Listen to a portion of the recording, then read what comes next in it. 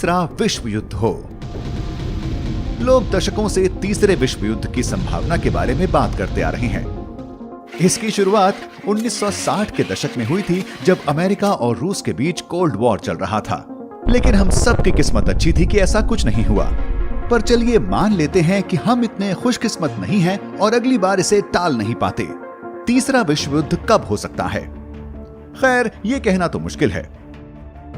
एक विश्व युद्ध शुरू हो सकता है अहम राजनेताओं के मारे जाने से, इंटेलिजेंस के खतरे या किसी संसाधन को लेकर लड़ाई से।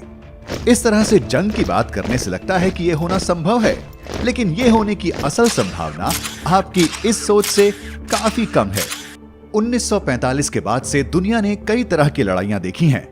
वियतनाम, अफगानिस्तान और दर्जनों सिविल वॉर्स।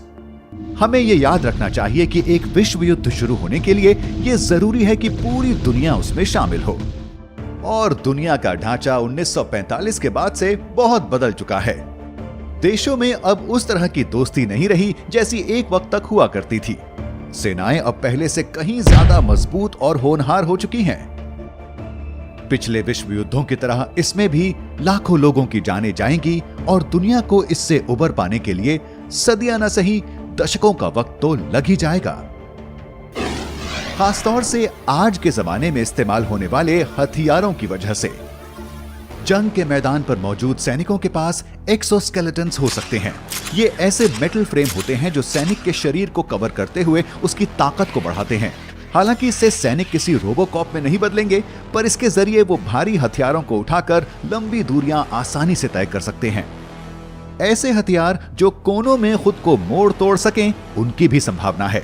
और हो सकता है ये लड़ाई हम जमीन या आसमान में होती ना देखें। हो सकता है ये लड़ाई स्पेस में हो। सेनाएं हथियारों के साथ आने वाली ऐसी सैटेलाइटों के लिए जंग कर सकती हैं जो दुनिया पर असर डाल सकती हों। हालांकि इसमें से ज्यादातर बातें सुनने में किसी साइ-फाई फिल्म जैसी लगती हैं, लेकिन हमें यह हकीकत नहीं भूलनी चाहिए कि ये हथियार खतरनाक हैं और उम्मीद करनी चाहिए कि किसी को भी इनके इस्तेमाल की जरूरत न पड़े। आखिरकार ये लोगों को मारने के लिए ही तो बने हैं। लेकिन हो सकता है कि मैदान में ज्यादा सैनिक ना हो। भविष्य की जंग कंप्यूटरों पर लड़ी जा सकती है। ड्रोन, आर्टिफिशियल इंटेलिजेंस और रोबोट्स हमारे लिए जंग लड़ सकते हैं। एक संभावना यह भी है कि भविष्य की जंग में किसी भी तरह की हिंसा ना हो। दूसरे देशों के कंप्यूटरों को हैक करना या पावर ग्रिड पर काबू पाना भी जंग के तरीके हो सकते हैं। लेकिन यह लड़ाई किस वजह से होगी?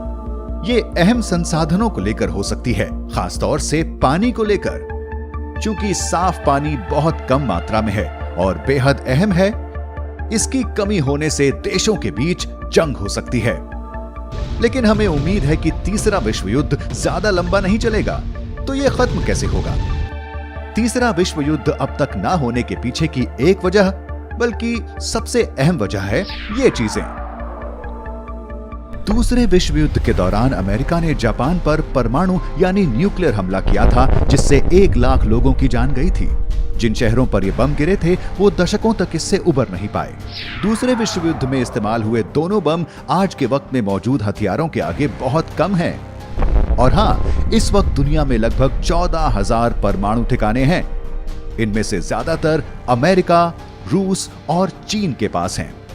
एक देश के पास उसके लोग, हर तरह की समृद्धि, रणनीति, सब कुछ हो सकता है, पर अगर एक परमाणु बम वहां गिरता है तो ये सब एक झटके में खत्म हो जाएगा।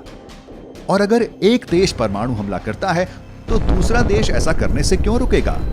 और फिर एक और देश, एक और देश, और जल्द ही पूरी दुनिया बर्बाद हो जाएगी।